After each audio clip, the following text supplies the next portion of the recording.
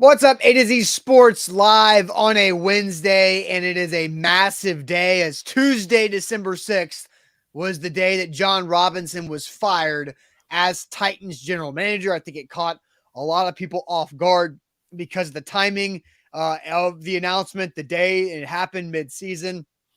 Sam Phelan, Austin Stanley, here with you again on this Wednesday morning. Zach Bingham will be back on the show tomorrow morning. And look, there's a lot of stuff to continue to unpack. Sam and I had to scrap our plans yesterday for lunch, hustle back to our houses to get set up. And we were live for about 45 minutes, reacting immediately to the Jon Robinson firing. And a lot of things were said, a lot of things were talked through yesterday on that. But today we have an opportunity to have some time to sit back and reflect on how did the Titans get to this spot? What happened for Jon Robinson to lose his job? And I mentioned this, Sam, on that live reaction show that if you haven't seen it yet, go back and watch it. I think we did a good job with that. And you guys had a lot of input as well with that reaction show. But I mentioned I wanted to go and put together the dominoes that occurred that led to Amy Adams Strunk making the decision to move on from GM Jon Robinson, who in his 7th season never had a losing record at the end of a season. And he exits with his team that he put together 7-5 with a 3-game lead in the AFC South. So a lot here to continue to unpack. Sam Phelan and Austin Stanley, we're excited to have you guys along with us here on our Wednesday show, streaming live on Facebook, YouTube, and Twitch. We're going to have throwing shade at the end of the day. And Ryan asked, will there be a press conference today? After we get through the entire intro, we'll update the timeline of what will happen today and also update a report from our own Buck Rising this morning at A2ZSports.com. But Sam, welcome in. We're going to have a big day. Big day here in Titans land. Yeah, another big day, another big news day, a lot to talk about after the Titans kind of took everybody by surprise yesterday with the firing of Jon Robinson. And I like what you said, Austin. Our show yesterday was kind of a live reaction, getting out just initial thoughts, what we originally thought this meant for the direction of the Titans and our kind of emotions towards the situation. Now we've had a chance to decompress a little bit, and we can kind of look at things from a more grand perspective on the direction the Titans have been headed under Jon Robinson and where they will continue to head in the future. Now in the post-Jon Robinson era of the Tennessee Titans. But diving in to how we got here, the biggest reasons why Jon Robinson is no longer the general manager of the Titans. And when we do that, it's important to get every Titans fan involved. So if you're watching the show today, make sure you share the show before we get going. If it's on YouTube, share that link, send it to a friend, send it to the family group chat. If you're watching on Facebook, hit the share button. You can retweet us at A to Z Sports. Just make sure you're getting the word out there. That's the best way to support the show and the best way to support us. If you have questions about the timeline, the why, the when, any details of the Jon Robinson decision by Amy Adams Strunk, we've got it all for you here this morning on A to Z Sports. Thank you for joining us.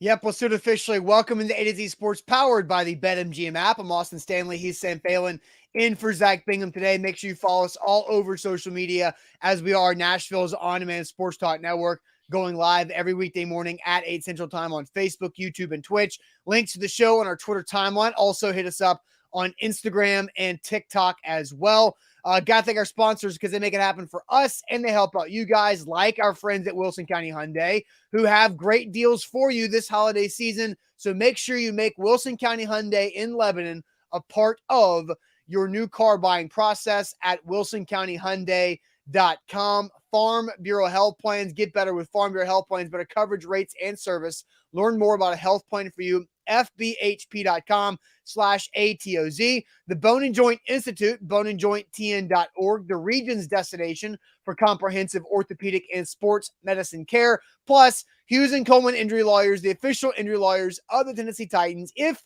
you've bbeen injured in a car wreck, call Houston Coleman for a free case consultation at 800-800-4600. So, Sam, a lot of stuff to continue to unpack. And I went through, I bought toys for the 1045 The Zone toy field. So I still had to go drop those off at Nissan Stadium after our reaction show.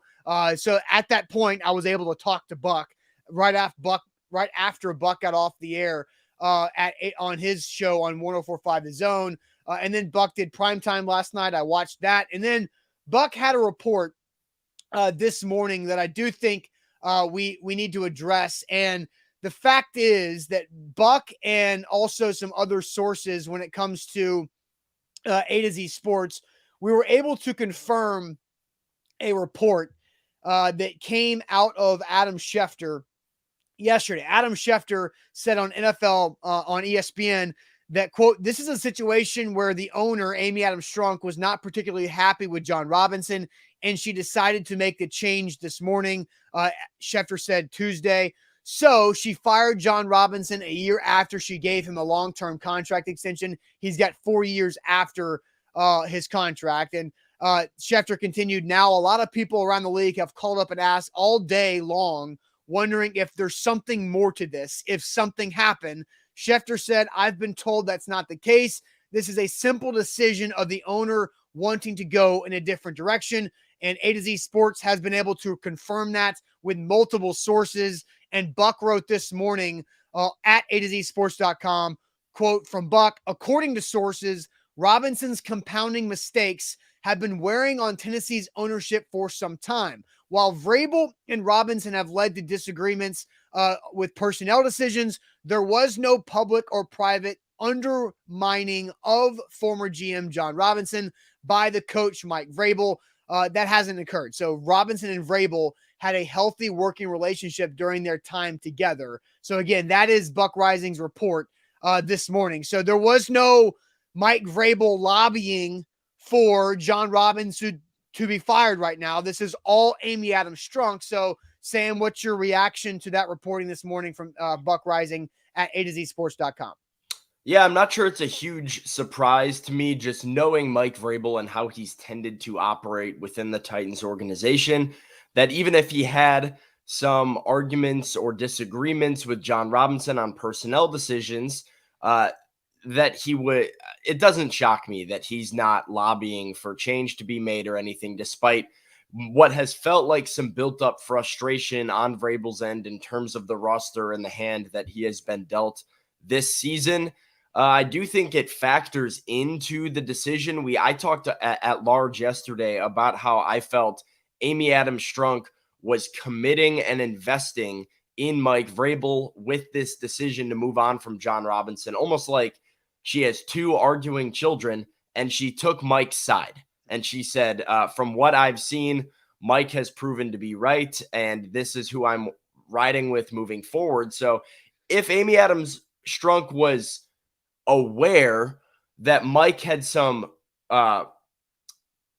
reservations to some of these roster moves, especially some of these bigger roster moves, and then she sees how they play out and sees that maybe Jon got them wrong, that can give her reason to empower Mike going forward and make a change from her general manager. So I'm not sure it's a huge surprise, but I do think it shows you a little bit of a behind the scenes look at maybe what we were looking at from the dynamics here between these three powerful people within the organization. Sure. And Amy Adams Strunk knows what's going on and what's being said about her franchise. I mean, I met Amy Adams Strunk at Floyd Reese's celebration of life earlier this summer. And I introduced myself. Hey, I'm Austin. And she goes, Austin, I know who you are. We watch like we know. And that just tells you that Amy Adams Strunk knows everything that's being said about her organization. And so, somebody said in the comment here that Buck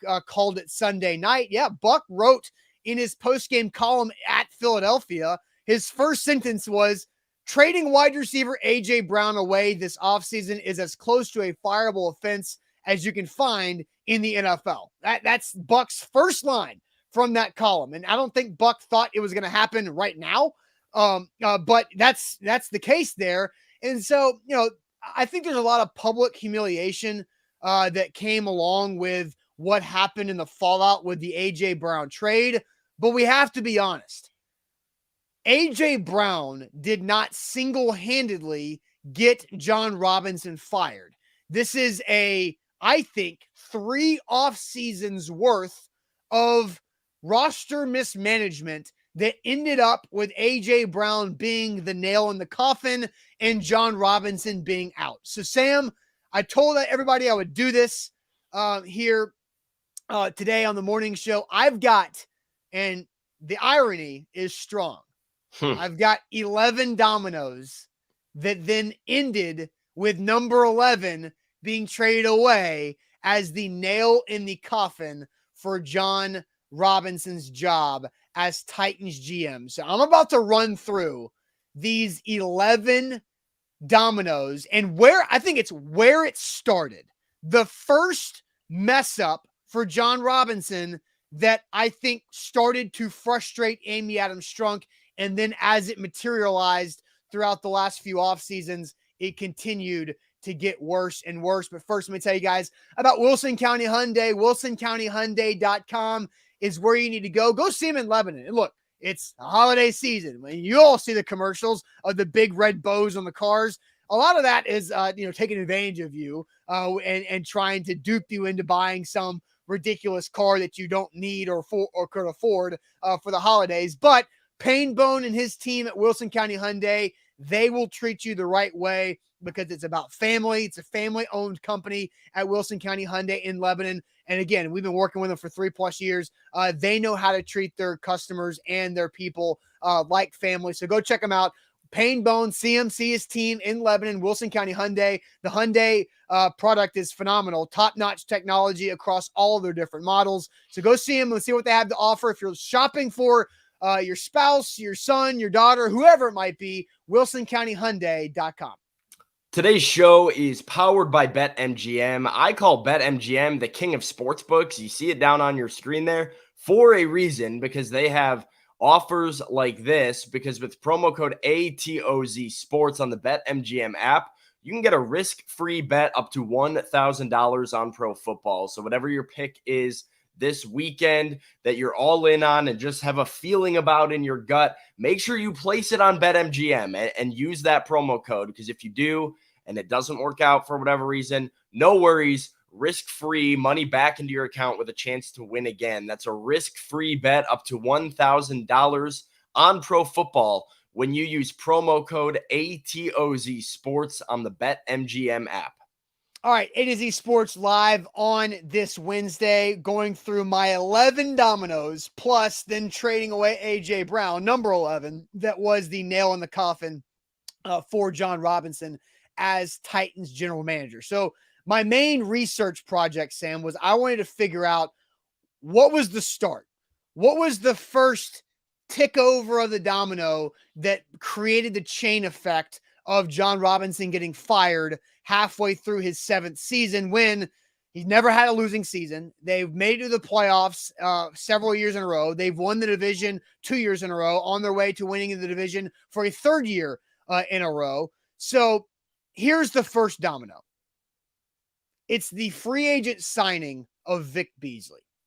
That is where I settled as the first domino for Jon Robinson, because Vic Beasley, who was signed as a free agent in the spring of 2020, March 2020, off the heels of the Titans AFC championship run, right? Because everything was great. The Titans just fell short in the AFC title game to the Chiefs with a solid quarterback, running back duo and a really good unit of a defense. But signing Vic Beasley as the headliner of that free agency class, in my opinion, was the domino that started this chain effect for Jon Robinson. So everything before then, Jon Robinson was able to correct.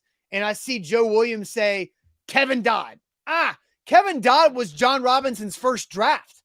Kevin Dodd was corrected. The Titans were able to overcome that mistake of drafting Kevin Dodd 33rd overall. So Vic Beasley signing a $9.5 million deal was the first domino. So, Sam, the second and third domino came in the 2020 draft. Drafting Isaiah Wilson, 29th overall, that is, in my opinion, the biggest NFL draft bust in league history. Nobody did less than Isaiah Wilson did for the franchise that drafted them in the first round. I think that is pretty clear there. That is the second domino. And Sam, feel free to cut me off if you want to. Well, yeah, I mean, that's a little bit objectively correct. Nobody did less for the team that drafted them because he didn't do a single thing. So it's hard to do worse. But I do think draft position matters a little bit when you assess the biggest bust. I mean, he was back end of the first round, hardly even a first round pick. I mean, from my Chicago ties, I had to sit through a top, I think it was the 6th pick in the draft. The Bears drafted Kevin White, who had 4 career catches for them in his Bears career. He was the number 6 overall draft pick. So, I mean, I'm just saying, like, draft position does matter when you make statements like biggest draft bust ever. There's a lot of guys in the top 10, top 5 that haven't done a whole lot either. Oh, yeah, but you said Kevin White had 4 career catches. Isaiah Wilson played 4 career snaps. Yeah, but again, 4 career snaps. One of them was on an extra point where he got knocked over, and then the other 3 snaps were on kneel downs. He literally did not play in a live snap. I'm with Gator Hater. I think Ryan Leaf would have a lot to say about Ryan Leaf won 4 games in the NFL. Kevin White caught 4 passes, and Isaiah Wilson played 4 snaps that led with a kick and 3 kneel downs. Yeah, he did less. I agree with you. He did less. But, I mean, that's my point. It's the difference between a home run I think he was number 2 overall, Ryan Leaf was, and yes. So let's also say this. Now you have to remember, how did the team correct that mistake? And I think drafting Isaiah Wilson as the second domino here, that's where the Titans' current offensive line situation is this way because of Isaiah Wilson, right? So then I continue. So I've gone through my first 2 dominoes, Vic Beasley, Isaiah Wilson. I think an underrated big bust for Jon Robinson is missing on Darrynton Evans. Darrynton Evans was a 3rd round pick running back out of Appalachian State who you thought would do a lot more. You thought he would be dynamic, a playmaker in the passing game and the rushing game.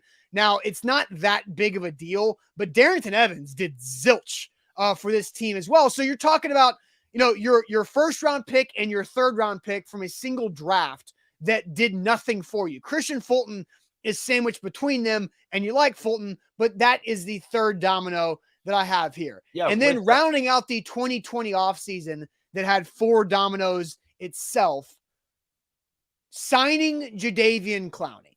Because Jadeveon Clowney's signing, along with Vic Beasley's signing, was Jon Robinson taking $22 million of Amy Adams Strunk money, holding it in his hand, and lighting it with a torch. Like $22 million that the Titans got 0 production out of. And the pass rush was an issue that entire season. They invested $22 million into it and got 0 from it. So 4 big dominoes from the 2020 offseason of Beasley, Clowney, and the draft picks of Wilson and Darrynton Evans. What are your thoughts there? Well, I like Evans that you pointed it out too. Like running back in it's easy to forget about Darrynton Evans as a big miss, as you said, because it's a 3rd round pick. It's not as front of mind. Yeah. But drafting a running back in the 3rd round, you better produce. We see running backs that become 1,000-yard rushers and massive talents in this league going in the 5th round regularly nowadays. It doesn't really matter where you're picked. If you're drafted as a running back, you're usually one of maybe 10 to 15 backs that are getting actually drafted in the NFL draft. You have to produce, especially at that high end. I would be interested. I'll do it right now because I have it up. I'd like to see where he was among the running backs that were drafted in that draft class. Because I look at it, I'm scrolling through right now. You had 1 drafted in the 1st round, number 32 overall. The Chiefs took Clyde Edwards-Helaire. DeAndre Swift goes 35. Jonathan Taylor goes 41. J.K. Dobbins, A.J. Dillon, Darrington Evans. Right after him, you've got Zach Moss. You've got LaMichael Pirine. So he starts like this trend of these guys that fell off, but he's right up there with a bunch of contributors. If you get picked at that level, you better contribute. And also, I think we need to address like position of need. Yeah. Like, not really. So that's a big question mark. I like that you had that one on there. Yeah. And it's, again, a draft pick that you need to count on. So again, that's the 4 dominoes from the 2020 offseason, going through my 11 dominoes before trading away number 11 as the nail in the coffin. But so now I switch towards the 2021 offseason too. Okay. So there's 2 themes here. There is draft misses and also spending big dollars that don't help you.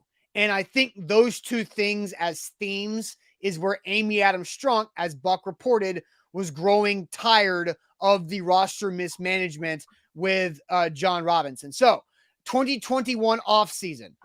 First, the free agent signing of $82 million for Bud Dupree coming off of an ACL tear. Bud Dupree, I think, when playing, has been good. Is he worth $82 million or an average of $16.5 million a year? Probably not, even when he's been on the field. But we know that he's been dealing with injuries with a hip and core and all types of things, because as Bud Dupree has said out of his mouth as recent as last week, that the injuries that he's been dealing with under the Titans were stemming from his ACL. So again, at the time I said, I don't like spending. When you come off one of the worst pass rushes in the NFL, you go throw $82 million for a guy coming off of an ACL. I didn't like it at the time. That's documented on these shows, on these channels. So $82 million to Bud Dupree is a big one. Now, here's the other one. It's not a lot of money, but it was the start of a problem. The signing of Josh Reynolds. Josh Reynolds' whiff was the beginning of the offensive line domino effect, because Isaiah Wilson was the beginning of the offensive line domino effect. So signing and missing on Josh Reynolds signals the wide receiver problem officially begins. Then you get to the 2021 draft, Sam, and there are three terrible whiffs from Jon Robinson. It just keeps getting worse from there. Yes. And so it's Caleb Farley, a gamble that's a bust. Dylan Radins, you're chasing the Isaiah Wilson mistake that leads to a bust. And then Dez freaking Fitzpatrick, who you traded up to get at wide receiver, again, making the wide receiver mistake and issue even worse, because there's guys like Amon-Ra St. Brown who are bona fide dudes. 3 picks after him. Yes. 3 picks after him. Dez Fitzpatrick picked at 109, Amon-Ra St. Brown at 112. Imagine how that changes the course of the Tennessee Titans if you get that one right. I mean, that is, to your point. And Donald says making a mistake to try to make a mistake. And then I did see, somebody also say that Josh Reynolds didn't really get a chance. Well, Josh Reynolds didn't get a chance because he was hurt. It was another situation where Jon Robinson was signing a player who was hurt. And then Josh Reynolds wasn't doing anything. And then he went to the Lions and started doing things. And so those are the 3 NFL draft whiffs there. Then I think here's a big kicker too. This is the 10th domino, Sam. It's the Julio Jones trade. And apparently there was more reporting that came out of this yesterday that Mike Vrabel was not necessarily as sold or bought in on the idea of trading for Julio Jones. But Julio Jones trade, because it was twofold. It wasn't the fact that you gave up a 2nd round pick and you brought on and Julio Jones and it didn't work. But for the Julio Jones trade to work financially, you had to restructure Ryan Tannehill's contract, and that put the Titans in a tough spot where Ryan Tannehill's cap hit is astronomical. So it's a twofold burn of Julio didn't work out on the field, and it put Ryan Tannehill's deal in a really tough spot. So that is my 10th domino, and it's probably one of the bigger ones. And we're going to ask you guys, what is the biggest mistake that Jon Robinson has here in a second. The 11th domino is a current situation. Cutting Roger Saffold made sense as a general manager move. Cutting Roger Saffold was good general managing from Jon Robinson. The problem is not replacing Roger Saffold, is having Roger Saffold, who was dealing with multiple injuries, needed multiple surgeries after that season. That was a fine, okay decision. Replacing him with Aaron Brewer and riding and dying with Aaron Brewer as your left guard to replace Saffold, that is the 11th domino. And again, so everybody started to answer what's the biggest mistake that Jon Robinson made with A.J. Brown. A.J. Brown is the nail in the coffin. A.J. Brown is what set it over the edge. A.J. Brown is what kicked Jon Robinson off the cliff. So the question we want to ask here, and I actually, before we get to that, McLean, there's a lot of good comments from you guys coming in, so we'll get to a lot of those. McLean says Austin missed the biggest domino, arguably the first one, letting Jack Conklin go. I have my opinion on this, Sam. Do you have an opinion on that from McLean? Because I disagree with McLean here. Yeah, I think I tend to side more with you. I don't know. I will get into my thoughts on that because I have an overall sort of thing that I want to go over a little bit later on, and that's kind of it's grouped in a little bit. So I got you. So just like I said, cutting Roger Saffold was good general managing from Jon Robinson, and I think the situation that we have to remember at the time that Jack Conklin left, that was the right business move. It was the failure to replace him with multiple swings. Like there was a strikeout. Like Jack Conklin leaving, that's fine. The Titans should not have paid Jack Conklin $18 million a year the offseason after paying Taylor Lewan a bunch of money. Paying Lewan was the right move. Letting Jack Conklin leave was the right move, but whiffing on Isaiah Wilson, whiffing on Dylan Radins, and all the other, like Kendall Lamb, Ty Sambrilo, Dennis Kelly. There's a lot of tackle swings and misses in between the cutting of Jack Conklin. So I don't think cutting Jack Conklin is an issue here. But so let's go ahead and ask this question and get all you guys here in a second. And again, Mac Daddy says Jack Conklin should have had his fifth-year option picked up. No, Mac Daddy, because that was after Jack Conklin tore his ACL after the Titans lost in the playoffs. And they could not pick up his fifth-year option at that point. It would have made no sense. So, all right, now let's officially ask this question. What was Jon Robinson's biggest mistake pre-A.J. Brown trade? So what was Jon Robinson's biggest mistake pre-A.J. Brown trade? But Sam, first tell everybody about Hughes and Coleman. Yep, we have to talk about, let me pull up the graphic here. Hughes and Coleman. Hughes and Coleman is the official injury lawyers of the Tennessee Titans. If you've been injured in a car wreck, you need to call Hughes and Coleman for your free case consultation. Their phone number, it's pretty easy to remember. It's 800-800-4600. So they have all the resources you need to go fight for you, fight those insurance companies, get you every dollar you deserve for your injuries in a car wreck. So Hughes and Coleman has recovered up to $1 billion for their clients in Tennessee and Kentucky over the last 30 years, testament to the work they do. So get your free case consultation. Call 800-800-4600 for Hughes and Coleman Injury Lawyers, Principal Office, Nashville, Tennessee.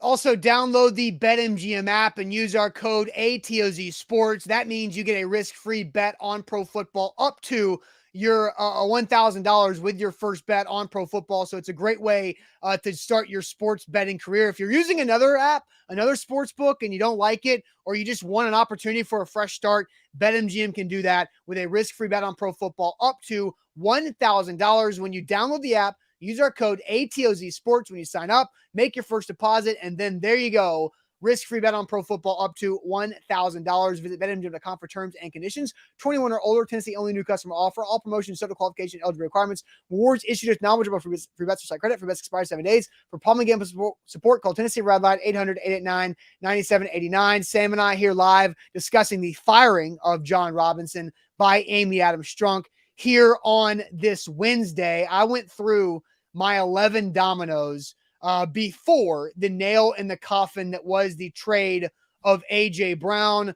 Sam, I'm going to roll through my dominoes again just in case more people jump in as the audience continues to grow and grow. I appreciate all you guys watching on Facebook, YouTube, and Twitch. Make sure you like the show while you're at it, wherever you are watching. Give us a thumbs up there. So the question, what was Jon Robinson's biggest mistake pre-A.J. Brown trade? So pre-A.J. Brown trade, my 11 dominoes, Sam, I'll run through them quickly if it loads here. All right, my 11 dominoes. 1, Vic Beasley's free agent signing. 2, Isaiah Wilson draft pick. 3, Darrington Evans draft pick.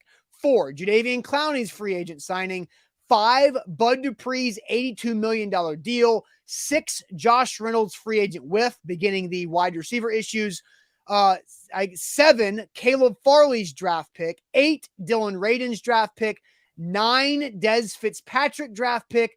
10, the Julio Jones trade plus Ryan Tannehill restructure. And then 11, failing to replace Roger Saffold. Those are the 11 pre-trading away number 11. So what is Jon Robinson's biggest mistake before trading away A.J. Brown? Sam, I'll send you the chat. There's a ton of comments. So best of luck reading everybody's opinions. Yeah. Brandon's got to be the missed draft hits for me. Timothy says not signing a left tackle. Jimbo says Julio Jones.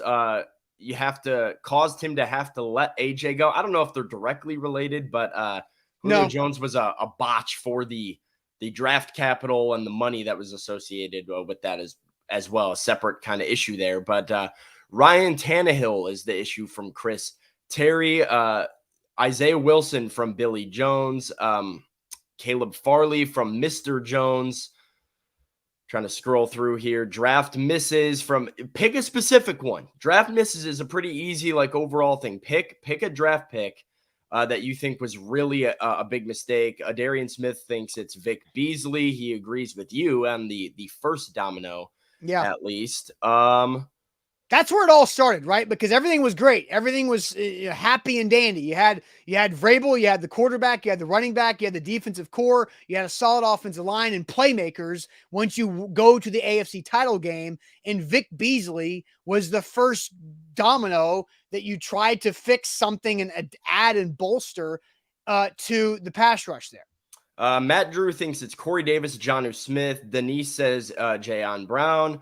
Evans and crap QBs drafted. Let's pause there because I did have, when I had my master list, Sam, of mistakes, drafting Cole McDonald was on there because it was just a waste of a draft pick because they cut him That's 2 weeks true. after camp started. It was a waste of a draft pick. Now it was a 6th or 7th round pick, so it's not like you're wasting that much. But, Luke Falk was also terrible. So, but again, those were not big enough to make or to, be a part of the firing of Jon Robinson.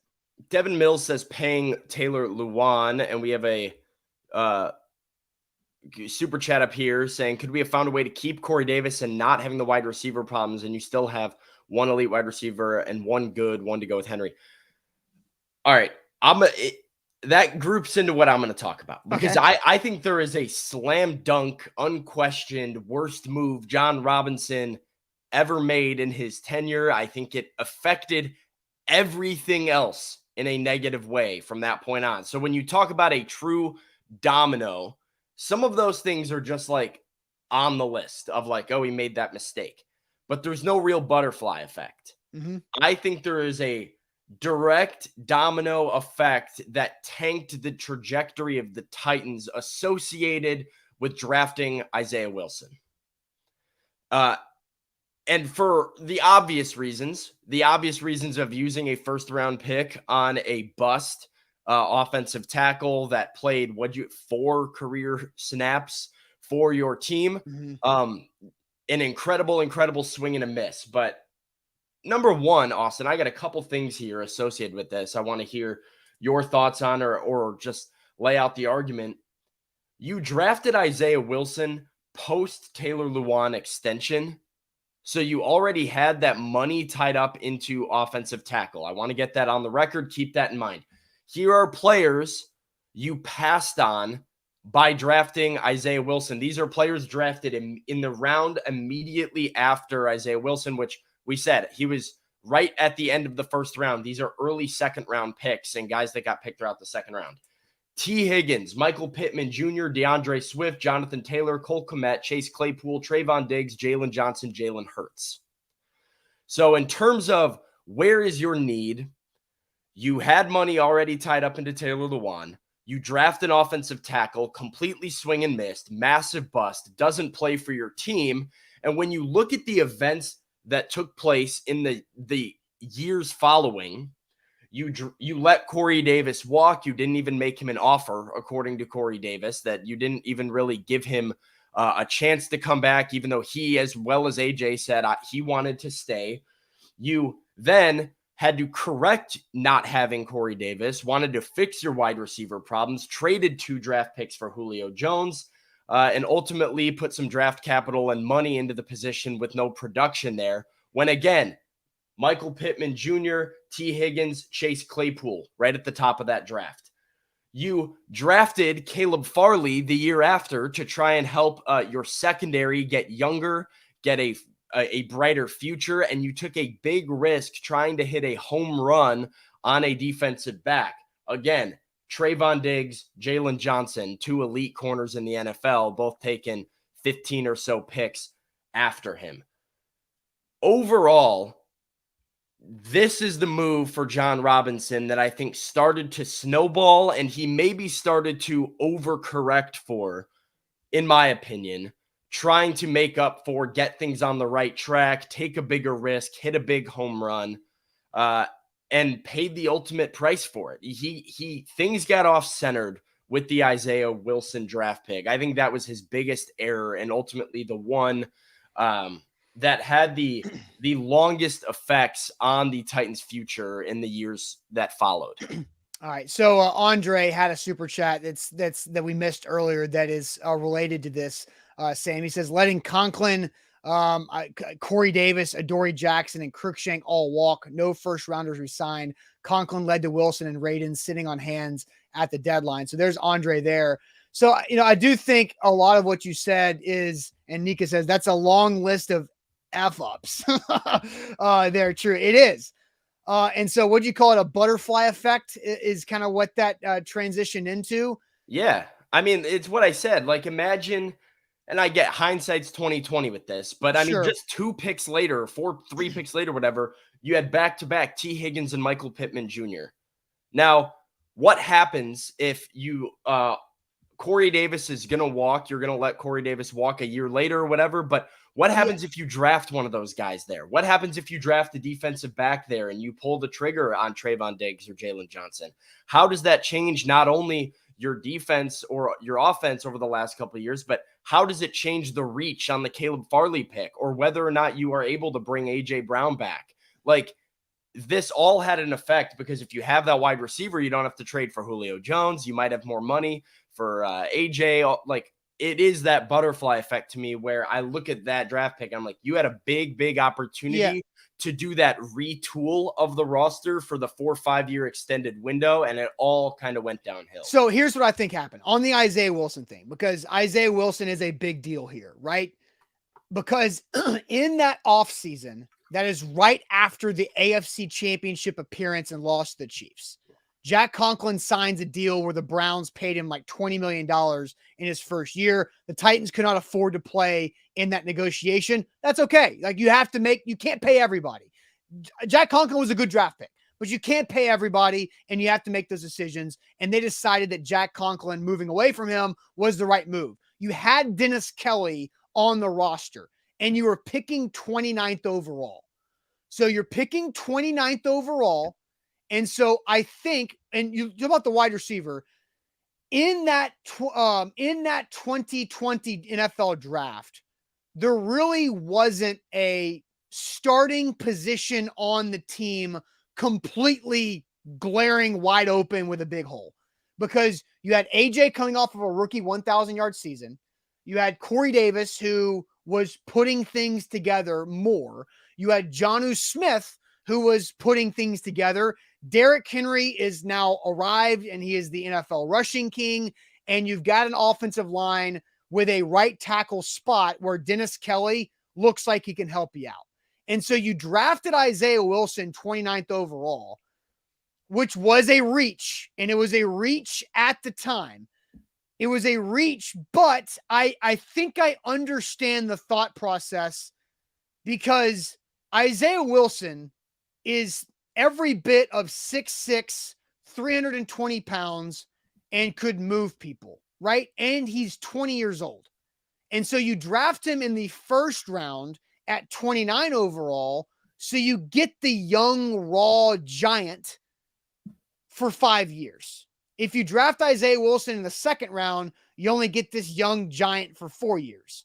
So Christian Fulton was also somebody that was mocked to the Titans at 29 overall a lot that draft. So if you want to mentally think about Christian Fulton being picked 29th and Isaiah Wilson being picked in the 50s where Fulton was taken, I think you're like, okay, that makes some sense. But Isaiah Wilson was so catastrophic of a miss that it turned into a big situation because of the off the field situations, the just being inebriated and hungover at the facility, having the DUI when he's doing donuts, jumping off of a TSU campus balcony to try to avoid campus police, being sent away from the team and taking that opportunity to party down in Miami with strippers and money and other things that were happening. So there's a lot of stuff that goes into that. But I think the problem, I can somewhat forgive the Isaiah Wilson pick. I think the biggest problem was the Dylan Radins whiff, because make a mistake, and you made a mistake after being in the AFC Championship game, but his mistake on Isaiah Wilson compounded. And again, that is what Buck is reporting about Amy Adams-Strunk's frustration. It was a compounding of mistakes. It was chasing mistakes.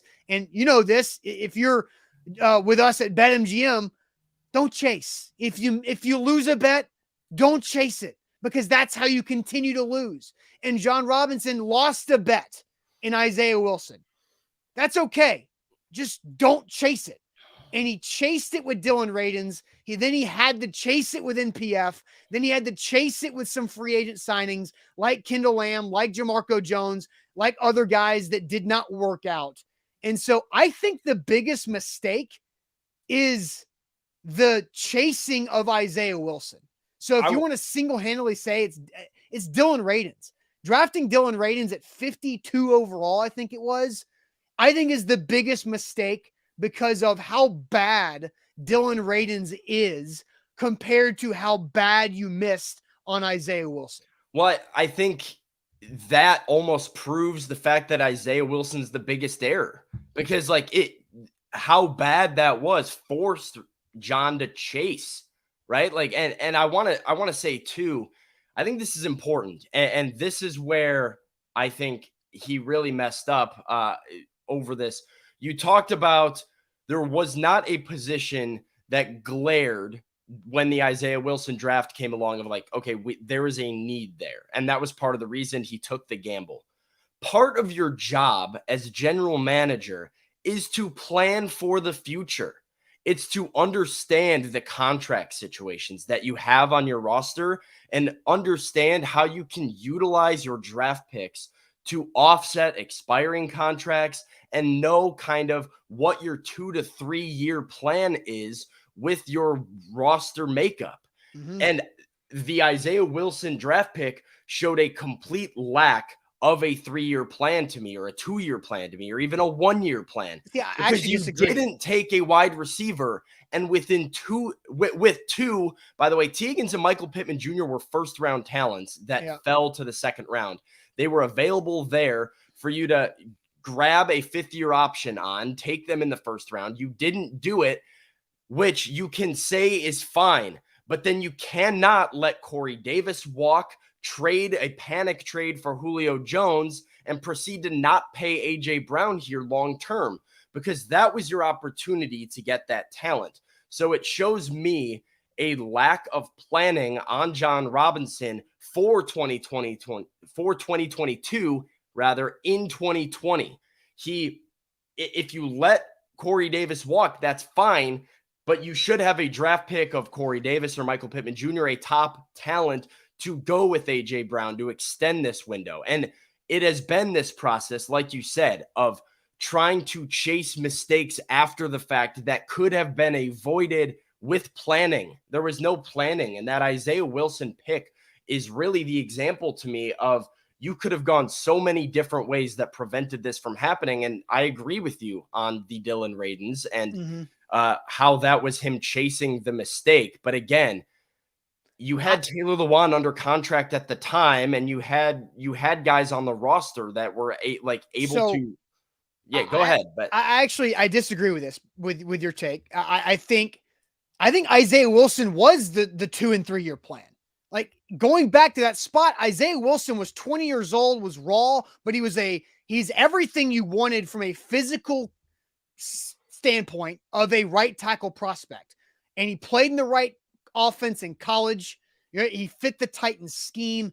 The guy mentally was messed up, and the Titans got duped by Isaiah Wilson and Sam Pittman. He's involved in this. They got duped by those two guys throughout that draft process that was the COVID process. They did not get the regular in-person conversations and visits with these draft picks. Ironically, parenthetically add, Darrington Evans was one of the few guys the Titans were able to have in the facility pre-COVID, and they drafted him, and he still sucked. So Isaiah Wilson, I think, was the 2 or 3 year plan, because going into that 2020 season, Lewan was the left tackle, Saffold left guard, Ben Jones center, Nate Davis was coming into his second year as your right guard, and Dennis Kelly was supposed to be your right tackle for the first few months until Isaiah Wilson, drafted 29th overall, could take over. That was the idea. It didn't work because Isaiah Wilson was at the time somewhat unstable. And the Titans also gave Isaiah Wilson every resource personally to help him get through whatever he was doing, and it didn't happen. It didn't work, and it was a failure. But Isaiah Wilson was the 2 to 3 year plan, and the reason why the Titans have Dennis Daly starting at left tackle right now, listen to this. This is the true domino butterfly effect. Why Dennis Daly is at left tackle right now is because of all these things. Isaiah Wilson didn't work out. You move on from Dennis Kelly because he was a growing contract number, and he was getting older with age, and he hasn't really been effective since the Titans cut him. Then you draft Dillon Radins to be your right tackle. He can't do it. He's not good. He's now moved to guard. Now, what do? You have to draft NPF. And your plan was drafting NPF was that Lewan left tackle, Radins right tackle, NPF third round rookie, you can play both. Dillon Radins can't win the job over the third round rookie. They have to start the third round rookie NPF at right tackle. Taylor Lewan goes down in week 2. Dillon Radins, you don't trust him. NPF, your backup plan at left tackle, is now starting at right tackle, and you got to go trade a 5th round pick for Dennis Daly. Voila. That is why Dennis Daly is your left tackle. It's because Dillon Radins sucks. Dillon Radins is arguably a bigger miss as a draft pick than Isaiah Wilson. But You because just he said you thought he for, was the biggest bust in NFL history, and now you're saying Dylan Radins is worse? No, I think he's the biggest miss singularly because it was the second. Isaiah Wilson individually is the biggest bust in NFL draft history. But Dylan Radins, that whiff is hurting this team the most right now, outside of A.J. Brown, obviously. A.J. Brown is crushing this team. I'd still rather have a better pick over where Isaiah Wilson was picked and have one of those other guys on the roster than the Radins thing. I think those are not on the same playing field too. And I want to say too, I do like what you said about the putting your eggs in some of these baskets because and this plan. So number one, the Isaiah Wilson, you said that was his 3-year plan. If it's your 3-year plan, you don't reach that much. Like, I don't want you to reach for a left tackle at 29 overall for your 3-year plan. Take the best players and get younger and just sustain it. That is what I want to go back to your so you have your list of 2020 draft picks that happened after Isaiah Wilson. Yeah. I want to go through those again to figure out what the actual move should have been if Isaiah Wilson was not the pick, because I do think there's some recency bias that's throwing off a little bit of what the actual team need was in that spot. So again, we're going to go through this. We got a lot of stuff. I mean, we're already 50 minutes into the show, and Sam, we got more things to get to. Here, I want to preface this by when I wrote these names down, these are the names that I put down because they are playmakers that the Titans were either in need of at the time or within the next year or two made a move of a similar goal, just not as well. All right, so we'll get to those players here in a second, but let me tell you guys about Farm Bureau health plans. You can plan on them for your long-term plan. Maybe Isaiah Wilson was not the right long-term plan for the Titans at right tackle, but I'll tell you what, Farm Bureau health plans absolutely is the right long-term plan for you and whatever you need from your health coverage. They've been serving Tennesseans for over 75 years. Hey, Zach is closing in on his first full year with Farm Bureau health plans, and he's saved 20%. Think about 20%. You don't even know what you're paying for your health coverage. So after the show, go look at what you're paying every month for health coverage, add that up for 12 months, and then take 20% out of that and put it back in your pocket. That's what Zach has done over the last 12 months with Farm Bureau health plans, and they can do it for you. And it's also better coverage. Zach gets allowance for his contacts. He gets to go get free teeth cleanings at the dentist. He's got that vision. He's got his overall health coverage for a lower rate and actual service and actual coverage. So go check them out. Again, it's super easy to do it because they're sprinkled all over the state with 200 plus locations and serving Tennesseans for now over 75 years. FBHP.com/ATOZ. Today's show is powered by BetMGM. BetMGM is the king of sportsbooks, and they're offering a risk-free bet on pro football up to $1,000 with promo code ATOZ Sports on the BetMGM app. You go into the app, you use that promo code when you make your deposit, you place your bet. If it doesn't hit, no worries, it's risk-free. That money goes back into your BetMGM account. You get another chance to win. No reason not to do it when it's risk-free. That is the big thing that keeps people from getting involved in the sports gambling space. Well, BetMGM has it covered. That is why they're the king of sportsbooks. So A to Z Sports, ATOZ Sports is the promo code on the BetMGM app. Risk-free bet up to $1,000 on pro football. All right, Sam, let's go through your 2020 post-Isaiah Wilson draft options that the Titans could have had. Yeah, G-Presh TV puts a couple of them in here, and I don't even have some of these down. I didn't have Antoine Winfield Jr. Down on here, but these are the players, like I said, the Titans either needed at the time, that was reflected in some of the other draft picks they made, or they, in the next year or two following the Isaiah Wilson draft, we saw them make supplementary moves that could have been solved by drafting these players. Drafted after Isaiah Wilson, T. Higgins, Michael Pittman Jr., DeAndre Swift, Jonathan Taylor, Cole Kmet, Chase Claypool, Trayvon Diggs, Jalen Johnson, Jalen Hurts. Those are all second-round picks. I think Jalen Hurts is out, right? You don't include Jalen Hurts in this because Ryan Tannehill, if you remember, got the contract in March before that draft. Derrick Henry at the time was under the franchise tag, which goes into why missing on Darrington Evans was even worse for that third-round pick. But so Jalen Hurts is not an option. And let's also say this. Signing Ryan Tannehill was not a mistake to that contract. It got worse with the Julio Jones trade where you had to restructure Tannehill's contract, but signing Ryan Tannehill was the right move. The Ryan Tannehill thing, I said this at the time, was like it was the only move you could have made after that season and how that season ended. And the future at quarterback for the Titans was Ryan Tannehill. You had to sign him. And it was a contract that when you signed it, you probably said, this is probably going to suck on the back end and might not actually work out all the way, but it's a move you had to make at the time. So I do agree with that it was, and then it was also a necessity. Yeah, and somebody said that, remember, Jon Robinson picked up Marcus Mariota's fifth-year option. Now, that was also the correct move, too.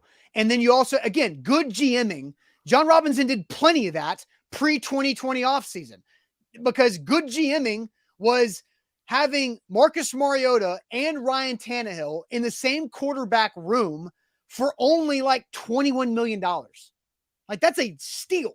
So that is good GMing in that situation. All right, back to the other. So we remove Hurts from that list. Let's go through the other. Let's start at the top. Yeah. T. Higgins and Michael Pittman Jr. So here's where I don't think T. Higgins is great. And I think people in the state know of T. Higgins a lot because he grew up outside of Knoxville. He spurned Tennessee Vols and went to Clemson and helped Clemson be a college football playoff team for multiple years. So that sucks. And T. Higgins just caught 100 yards and a touchdown on you 2 weeks ago in your stadium. So maybe that's also Amy Adams Strunk watching another wide receiver the Titans passed up hurt them in a game too. So, but again, remember the three wide receivers that were on the roster under contract going into that draft were A.J. Brown, Corey Davis, Adam Humphries. So I don't think a first round wide receiver was the right move in the 2020 draft. And Adam Humphries had a solid first year with the Titans. So when you look at AJ off his rookie year, then you have Corey Davis going into the last year. That's fine. But Corey Davis and then Adam Humphries, I think a wide receiver at 29 is a luxury at that point. No, what it comes down to for me, though, is what I said. A year later, you didn't even make Corey Davis an offer. He was gone. Adam Humphries, gone. So your room got depleted. And you then so within 2 years of that, you didn't bring back Corey Davis or AJ Brown, and you didn't do anything to replace them. But again, Sam, like we didn't know when you're drafting 29th overall and T. Higgins is sitting there. Like you didn't know that Adam Humphries was going to get like multiple concussions from taking illegal hits to the head the next season. That really scrambled his career. Like, and again, Adam Humphries played in 12 games coming off that 2019 season and was productive, had a good rapport going. He had an injury that he dealt with, but he came back and was doing some good stuff. And you thought, hey, Tannehill can now build on this. And you also had Jonnu Smith, who was building on this. And so I think at the point, they should have spent a mid-round pick on a wide receiver that draft, but not a first-round pick. Well, I mean, but it comes down to what you said. There was no position of need. Right. So why not take the best player available? Yeah. Isaiah Wilson was an absolute reach. Yeah. Jon Robinson trying to hit a home run. It felt like a panic pick at the time. It was him trying to get too cute. When taking the best player available, the most talented players, there's a whole list of guys right at that point in the draft that would have helped this team. So you go to the defensive backs. Yeah. Trayvon Diggs and Jalen Johnson. Trayvon Diggs was that late? They were both in the second round. They went back to back. Chicago and Dallas took Jalen Johnson and Trayvon Diggs. I forgot about Trayvon Diggs being that late. So that's another one, right? It was something that you were going to need in the future. You took Christian Fulton just in the next round, so it was a need at the time. And you have two guys now where if your current secondary had either one of those guys, you would be. Yeah, but again, like let's also and then you don't have to draft Caleb Farley the next year. But you also don't draft Christian Fulton. So, like, I get what you're saying, and I think Titans fans would probably say Trayvon Diggs is better than Christian Fulton. If you want to go, look, they're both good players in the NFL. Christian Fulton is a good player. I like Christian Fulton a lot and what he can do. He's got to stay healthy. Absolutely. All of those things. But And you if have the fifth-year option on either one of those guys. If you take in the first round. So if you draft Johnson or Diggs, then you don't draft Fulton in the second round, which maybe you go do something else that you can use now, right? And you might not take Caleb Farley the next year, especially with the way both Jalen Johnson and Trayvon Diggs kind of hit immediately. You still needed another corner because you're removing, if you take Diggs or Johnson, you take out Fulton. You still need another corner. Yeah, no, I'm just saying, like, Fulton was kind of an unknown quantity for some period of time. If Trayvon Diggs comes out and has that 10 interception or whatever it was, ridiculous rookie season, all of a sudden you might use that draft pick on something else, knowing that you can anchor your secondary behind Amani Hooker, Kevin Byard, and Trayvon Diggs, Jalen Johnson, whoever the draft pick is there, because they came out and produced immediately. But that's another one. All right. Yeah, and then somebody also says, Adrian says, should have kept Logan Ryan. No, you didn't keep Logan Ryan because Logan Ryan could no longer play cornerback. Logan Ryan continued his NFL career as a safety, and the Titans were fine at safety with the trio of Byard, Hooker, and Crookshank. So that was unnecessary as well. Fulton, that's that. So what's the next position group? Okay. One wide receiver I didn't have. You already gave your thoughts on wide receiver. Chase Claypool went about 10 picks after Isaiah Wilson. Talk about a guy that Mike Vrabel would like to go block downfield. Chase Claypool would be a nice guy there. But the other guy I had down was Cole Kmet and the issues with the Titans cycling out of the Jonnu Smith era and the tight end things. And Cole Kmet is a tremendous blocker, continuing to grow in Chicago as a pass catcher, but he's just a big target that I think could have fit really nicely in this run first offense. Had they done that. So thoughts on that? Yeah. I mean, I don't know if back into the first round. I mean, he was the number one tight end in that draft as a slam dunk. So again, I still think it's a hindsight thing. I think receiver is a luxury pick. I think corner. But that was a luxury pick, though. You said it yourself. Like, they didn't have a need. So that's a luxury pick. You had just gone to the AFC Championship game. That's a luxury pick. So pick a luxury. Yeah, and I think the philosophy is, and this I've heard both Jon Robinson and Mike Vrabel say something along these lines. You draft big guys and game-changing athletes in the first round because there's just not that many human beings like them. So you draft big dudes and playmakers. Jeffrey Simmons, Isaiah Wilson, big dudes as playmakers, and the Caleb Farley thing is a completely different situation because of, again, I think that was a confidence flex of John. I think Jon Robinson drafted Caleb Farley because he thought he had more stability in his job than he ended up having. Yeah, I love that you said that, because that brings me to a point that I really want to hammer home. Okay. Because I have said this. I said this during training camp. When we did our training camp, like our live shows at training camp, I said this in the season preview. I've said this throughout the season, and I'm going to say it after Jon Robinson's fired as the Titans general manager. The overall biggest problem with Jon Robinson is the fact that he gambled on himself too often and failed. He went in to that draft, reached on Isaiah Wilson as a flex of, it was a gamble on this guy that he thought was going to be a home run. He did the exact same thing on Dylan Radins. He did the exact same thing on Caleb Farley. Guys that you knew that is risky, but Jon Robinson wanted to gamble. He let A.J. Brown walk, and he wanted to gamble on Treylon Burks and the immediate impact of Treylon Burks. He let all of those offensive linemen that you rattled through with Jack Conklin and Roger Saffold, he let them walk. And he gambled by replacing them with Aaron Brewer, trying to get clever as, look, I can throw an athlete at left guard and be even better. Look at me. I'm so creative. He got clever. He gambled. And every gamble failed. And then he chased his bet and failed. And it has started to spiral on him where, like, going into the year, I said the Titans are going to be so heavily reliant on their rookie class. They are counting on Traylon Burks and Kyle Phillips and Chigakonkwo to make impacts. They need Nicholas Petit-Frere to be their starting right tackle. They need basically a rookie and Caleb Farley and Roger McCreary to be lockdown corners and starters in their secondary.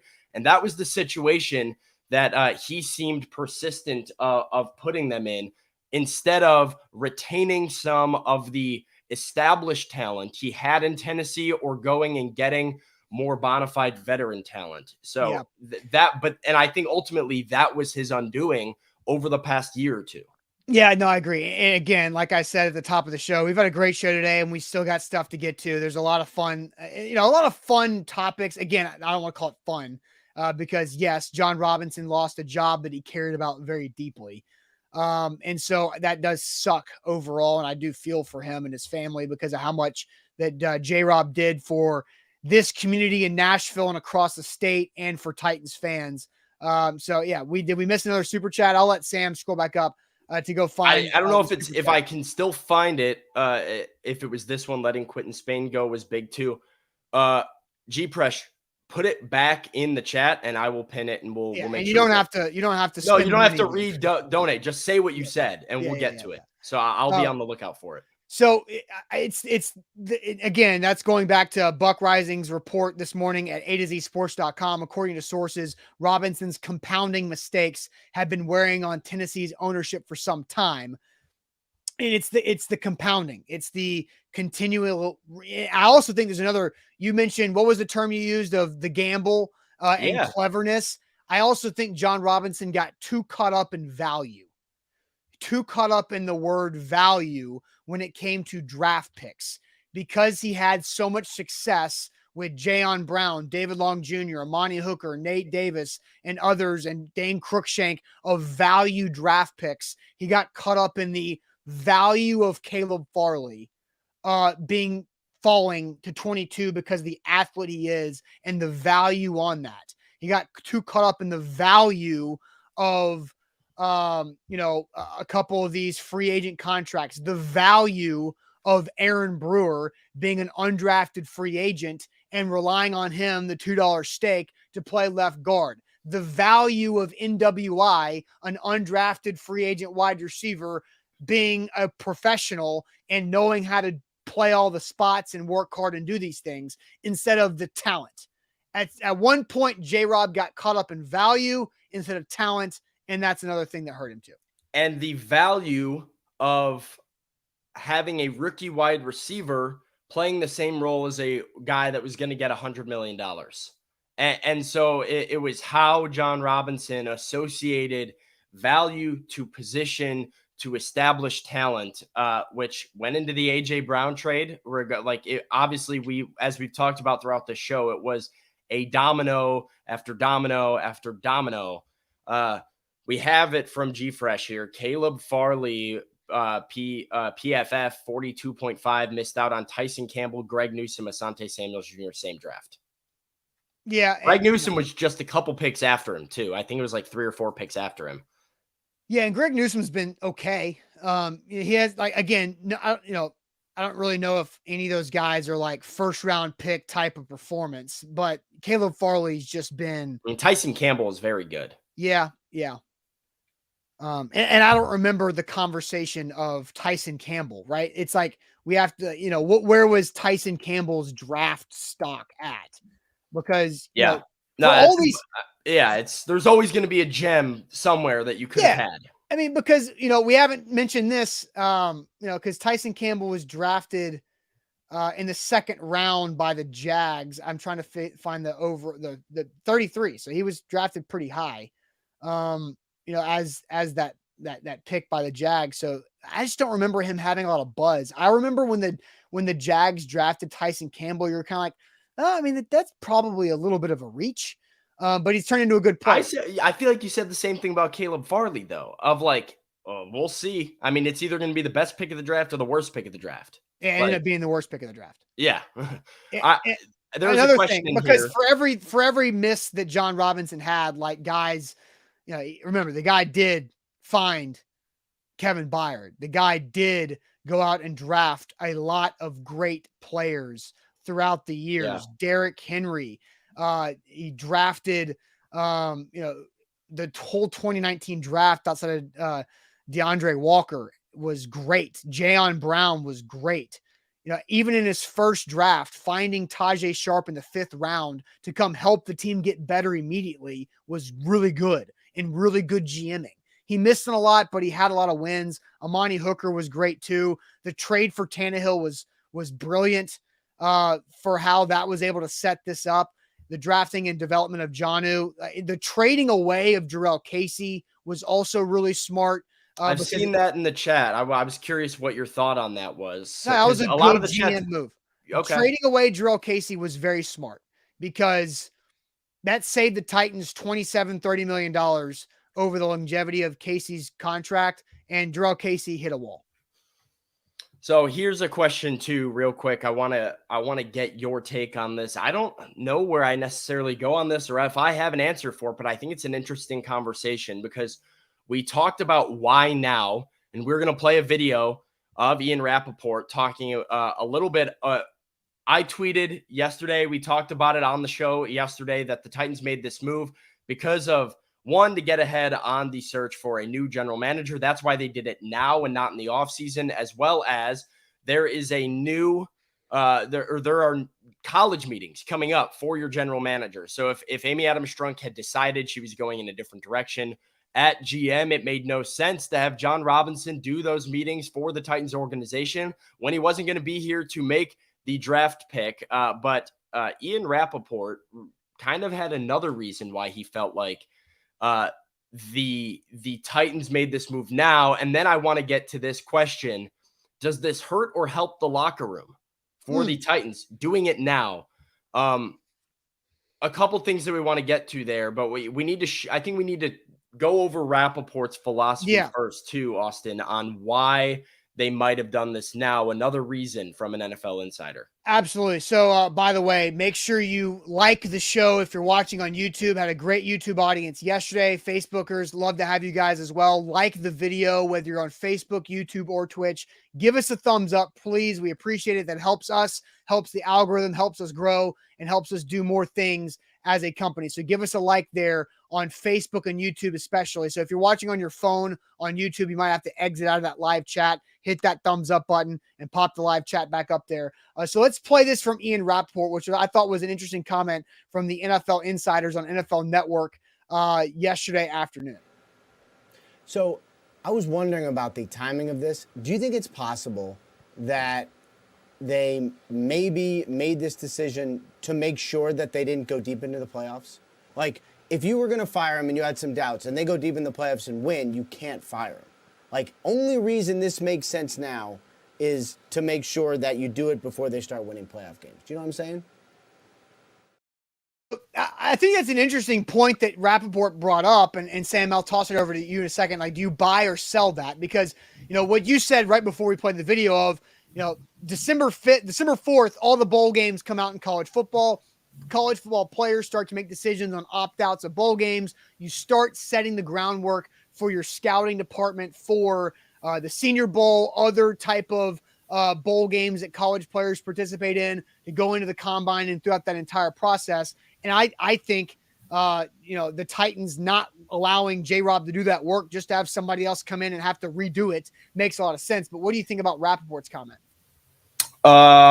I am selling it. I don't necessarily put a lot of stock into it. I think maybe there is a little bit of an element of he is right. Like, if you win one or two playoff games, regardless of how the regular season went or your frustrations, Jon Robinson can say, look, we went back to the AFC Championship game. We're not going backwards. We're just figuring it out and retooling. There's a plan. And then it makes it very difficult to do what you want to do. But this is not the reason that this is happening now, I think, is more calculated on Amy Adams Strunk's part. It is let's get Ryan Cowden in here functioning with player personnel.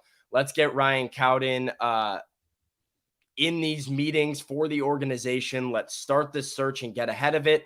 And let's make a statement because that AJ Brown game made a statement, and I think maybe the public embarrassment of it for the Strunk family kind of had a I don't know. It might have Yeah, pushed them over the top. We do have to get to a couple super chats here sure. before they go away. Philip Maddox wants to know, you think J-Rob taking Farley over Elijah Moore had any effect on why AJ wasn't giving the Titans a hometown discount? It was rumored Moore was on the board if he was the pick. I think AJ felt lied to. I don't put a lot of stock into that. I don't know. I don't either. I mean, I think Elijah Moore hasn't had the greatest career with the Jets, but he would have been a better pick at 22 overall than Caleb Farley was. And I think the AJ Brown situation was just something that kind of isn't to itself there. But I also wanted to get to Eric's super chat here. I don't know if y'all covered it, but it was also reported that Amy Adams Strunk was not happy with not being involved in the AJ Brown trade. And we have that article, Jack Gentry put that together on A2ZSports.com. Let me see if I can pull it up real quick, and I can text that link into the comment section for you guys to check that out after the show of what Adam Schefter said. And, this was going to be a part of my shade that I was going to throw because Adam Schefter was going through a report and talking about what he was hearing from the Titans about Amy Adams Strunk wanting to be more involved in some conversations, but Ryan Clark cut off Adam Schefter. Ryan Clark interjected and had a comment about AJ Brown that threw off what Adam Schefter was going to say. And that frustrated me because I was like, damn it, Ryan, like you just ruined something important that Schefter was going to say. Because after Clark interrupted Schefter, and you guys can go read that at A2ZSports.com. I just dropped the link there in the chat. So Schefter was like saying that, yeah, the AJ Brown trade, there were some other things. And Ryan was like, yeah, AJ Brown, I would have been the same way too. And then Schefter had to like collect himself and didn't say it as directly as I had hoped. And you never know what Schefter would have said if he didn't have to reset, because it was something where Schefter then had to kind of say, she would have liked to be more involved in conversations. That was slightly not directly saying, yeah, she was not on board with the AJ trade. And I think Ryan Clark kind of messed that up.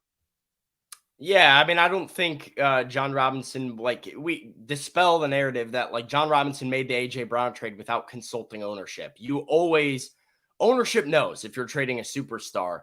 That doesn't necessarily mean it was her first option or she was all the way on board, but she might have placed some trust in Jon and said, you know what, Jon, you have a plan. Take it away. This is your plan. That's what I hire you to do. And Jon probably said, this is what you hire me to do, what you pay me to do. I've got a plan. We're going to be fine. And she has seen over this season that it has not worked out how Jon Robinson would have thought. And They probably were much better off doing the extension. And it might have boiled over of kind of a, hey, I told you so. I knew better. I need to be more involved. My opinion needs to be heard. That can be frustrating for sure.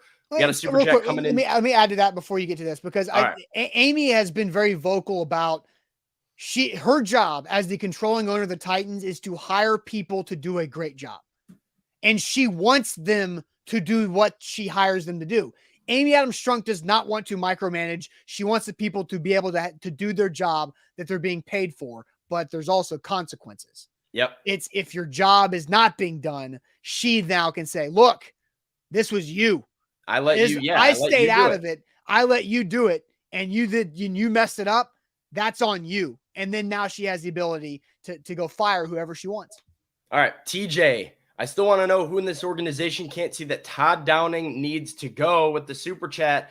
TJ, I think they realize it. I think the writing is on the wall for Todd Downing to no longer be the offensive coordinator of the Titans. I think Mike Vrabel has a philosophy where he does not want to make a change in play caller in the middle of the season because of the effects that can have with the on-field product. We went over this yesterday in our immediate reaction to the Jon Robinson firing news, but the reason Jon Robinson was fired mid-season and Todd Downing has not been moved on from mid-season is because Jon Robinson's job is done. I mean, it's going to be a lot of releasing Wyatt Ray from the practice squad and activating somebody from injured reserve, which is really what the Titans did yesterday with Ryan Cowden now taking over player personnel. But changing a play caller has a pretty significant impact on your team on the field. And I think Mike Vrabel just has a philosophy against that. So I'm not sure it's that they don't realize he needs to be gone, but more of you're still on track to win the division. You're still going to host a playoff game. You want to keep things as consistent as possible to put your best foot forward for those games. Yeah, and another thing I want to get to before we move on to throwing shade is that today Mike Vrabel will talk to the media. And that happens in just 2 hours away, Sam. So Sam will be at that press conference at 11:40 a.m. Central Time. And then Vrabel will talk. And then you'll have Ryan Tannehill will discuss things. And that'll be very interesting to see what's said from those two guys. Again, Buck reported this morning at A2ZSports.com that according to sources, there was zero undermining or lobbying from Mike Vrabel to have Jon Robinson fired. So that is important to continue to remember. Jon Robinson was not fired because Mike Vrabel went to Amy Adams Strunk to say that. This was an Amy Adams Strunk decision, the ownership situation at this time. So that'll be interesting as well there for the media availability. So Sam, I'm sure you're looking forward to that. Yeah, it'll be a fun press conference. I'm sure it will be packed with some really good quotes and some really interesting insight from Mike Vrabel, both on how this process with Jon kind of went down, what his we know there was no lobbying from Mike Vrabel's perspective, but we also kind of felt like he had to be in the know, at least with how Amy Adams Strunk was feeling towards J-Rob and the job that he was doing as general manager. And then with the reports coming out yesterday that she's going to be giving Mike Vrabel more power with personnel decisions, see what his comments are on that and the direction of the franchise. Want to respond to Patrick real quick saying, can it actually be any worse letting Tim Kelly call plays? Maybe not, but this is not the decision to keep Todd Downing as an offensive coordinator, as the offensive coordinator, like it or not, is not about having better play calling immediately. And it's not saying that it'll be worse with Tim Kelly. It's more of consistency. Jon Robinson is out of sight, out of mind for a lot of these players. Like they have relationships with him. They will feel it. They all love Jon Robinson as a human being. That is absolutely the case for these guys. They have great connections with him, but you feel it a lot less when it's somebody that you don't work with directly every day. And if you're Ryan Tannehill or this offensive line or whoever it is for the Titans offense, you work directly with Todd Downing to plan each and every step of each and every game directly with him. So removing him from the equation at this point in time might rattle the cage a little bit, and Mike Vrabel doesn't seem like he wants to do that. Some coaches have a different philosophy. They say, you know what, we need something to change. We're going to make a change. That's not Mike Vrabel's philosophy. He believes in keeping things as consistent, handling that in the offseason. That's what I expect them to do. All right, so we'll find out more from Mike Vrabel today, talking to the media at 11:40, just 2 hours from now. So let's go ahead, Sam, and get to throwing shade. I'm sure you guys have a ton of shade to throw. I do as well, but let me tell you guys about the Bone & Joint Institute, boneandjointtn.org, the region's destination for comprehensive orthopedic and sports medicine care. Whenever you get hurt in life, you got to know who to turn to and who to trust to get you back to health and back living your normal, active, great life that it is. And the Bone & Joint Institute got you covered in Franklin, boneandjointtn.org. Today's show is powered by BetMGM, and BetMGM is offering you a risk-free bet up to $1,000 on pro football when you use the promo code ATOZ Sports on the BetMGM app. They are the king of sportsbooks for a reason.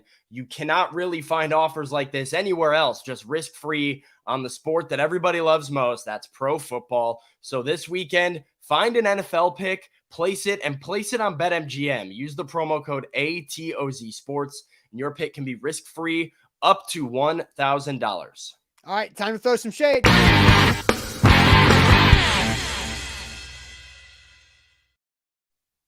All right, lots of shade to be thrown and a ton of comments coming in overall. So, let's see, throwing shade.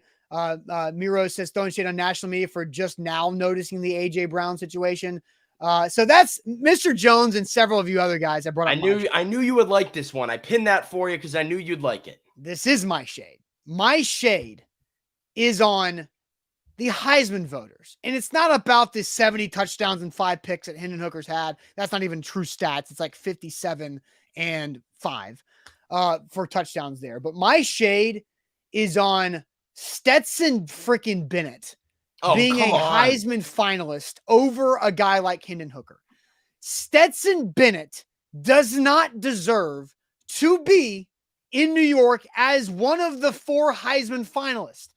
Heisman voters who included Stetson Bennett in their top 3 do not deserve to have Heisman votes moving forward because they're missing the point. That's lazy, it's ridiculous, it's flat out bad, and it's not paying attention. Stetson Bennett is the quarterback on the best team in the country. Stetson Bennett is not the best player on his team. Stetson Bennett is not the best player on his offense. Stetson Bennett isn't the second best player on his offense. Stetson Bennett doesn't have any numbers that are comparable to Hendon Hooker, CJ Stroud, Max Duggan, or the eventual Heisman winner, Caleb Williams. Stetson Bennett does not need to be in New York. Hendon Hooker got robbed. Hendon Hooker had way better numbers than Stetson Bennett this year in 2 less games. Stetson Bennett, without him, Georgia is probably okay. Without Hendon Hooker, Tennessee is probably winning 7 games. Hendon Hooker deserves to be a Heisman finalist, and tearing his ACL in week 11 with 31 points on the scoreboard is not fair. Like, Hendon Hooker is getting punished because Spencer Rattler put 63 points on the Vols defense. Hendon Hooker still had 31 points on the board with an entire quarter to go. Hendon Hooker had a game against Vanderbilt where he would have like really put up some numbers and it just flat out sucks. The Heisman is a sham. Why is Stetson Bennett one of the 4 finalists? It makes no sense. It makes no sense. I don't have a problem with the other 3. I don't think Hendon Hooker should win the Heisman this year. I just know that Stetson Bennett should not be in New York over Hendon Hooker. That's my shit. We need to play a new drinking game where you take a shot every time Austin says Stetson Bennett. He just makes me cringe. There was a lot of Stetson Bennett's with a lot of angst in your voice there. Yeah, I don't know. I mean, I'm on the fence about it. Like, I get Hendon Hooker's the better quarterback, but like when you're the quarterback of the best team in college football and you're the defending national champion, you tend to get those attaboys a little bit more than the 1 year lazy guy. That is, and my shade specifically is that Stetson Bennett over Hendon Hooker discredits those Heisman Trophy voters. It's about them, because here's how the Heisman Trophy voting works. Because I know Brent Doherty, Don Davenport, who we know, they're Heisman voters. How it works is every Heisman voter lists 3 names in order, 1, 2, 3. And your first place vote gets 3 points, second place gets 2 points, third place gets 1 point, and you put it all in.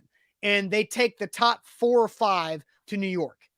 Stetson Bennett is a top 4 for all the Heisman voters. Like, are you serious? It's so lazy.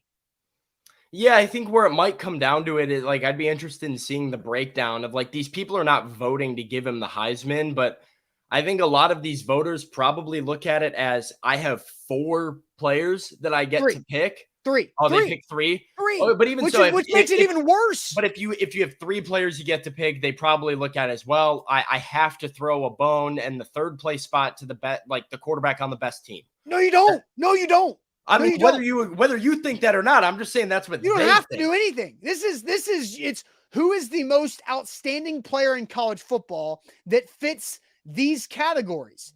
Recognizes the most outstanding college football player whose performance best exhibits the pursuit of excellence with integrity. The winners of the trophy epitomize ability combined with diligence, perseverance, and hard work. So again, outstanding player is the top. All the other intangible stuff, Stetson Bennett can fix and can check those boxes. But he's not that outstanding. He's playing on an offense full of 5-star talent, and he is distributing. He's facilitating. Look, they're going to win a national championship this year, and Stetson Bennett will have 2 of those rings, but that doesn't mean he needs to be a Heisman finalist. He's nowhere near one of the most outstanding players in college football. Blake Corum and Hendon Hooker got robbed. I do want to just admit, I have to acknowledge this comment because, 1, Caleb Williams is spelled wrong. 2, he is amazing. I think he's the best quarterback in college football. So he's going to win the Heisman this year, probably next year, and he's probably going to go number 1 in the draft. So that's pretty amazing to me. That's just my take on Caleb Williams. All right, so I have a meeting coming up in like 15 minutes. Yeah, so what is your wrap? I mean, I don't have – I like this out of Devin, just saying drink. Another one says drink. I don't have a huge shade, I don't think. I thought of, I had one in my head, and then I got too caught up on your Stetson Bennett rant. Time out. Eric Alonzo. He says Hooker is damn near 30 years old playing against 18-year-olds. Eric, Stetson Bennett is older than Hendon Hooker. Drink. Stetson Bennett is a high. How about this? How about this just to blow your mind?